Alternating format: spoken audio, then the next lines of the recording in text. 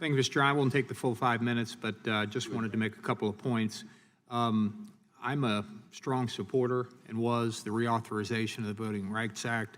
At the time this was last, and I want to associate myself with the remarks made by our colleague, Mr. Sensenbrenner. Mr. Sensenbrenner was chair of this committee at the time of the reauthorization many years ago. I was the chairman for 6 years of the Constitution Subcommittee, and my ranking member was none other than the current chair of this committee, Mr. Nadler, and we worked on this particular item very closely together, and we're for the most part on the same side, and held a whole series of hearings with many witnesses, and it was bipartisan. And I still do support the reauthorization and would like to fix what the Supreme Court undid of the reauthorization last time, and there was a bipartisan attempt to do that, as Mr. Sensenbrenner mentioned. There are some areas where we just, Republicans and Democrats, both on this committee and not on this committee, just have some differences in the way we view it. One would be voter ID laws specifically.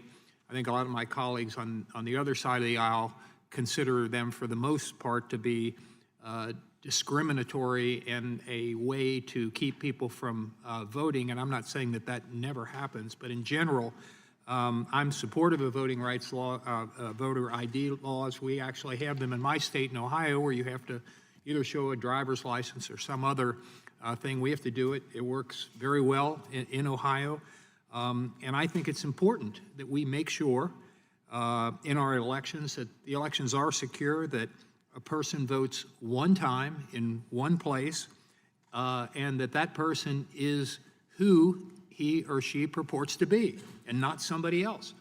There have been abuses in various locations in this country where people have gotten on a bus or different ways and gone around and voted in different communities, even in different states, and that's the type of thing that this is supposed to stop, voter ID law. So in general, I'm supportive of voter ID laws, and in general, the particular legislation which we're considering today would discourage voter ID laws, and I think that they ought to be encouraged, and for that reason, I think it is unfortunate that we can't do this in a bipartisan manner, and I think Mr. Sensenbrenner is right. This is a messaging bill as much as anything else, which will pass this committee and probably will pass the House, but won't pass the Senate, and therefore will not become law. And that's a shame, because we really ought to reauthorize the Voting Rights Act. And I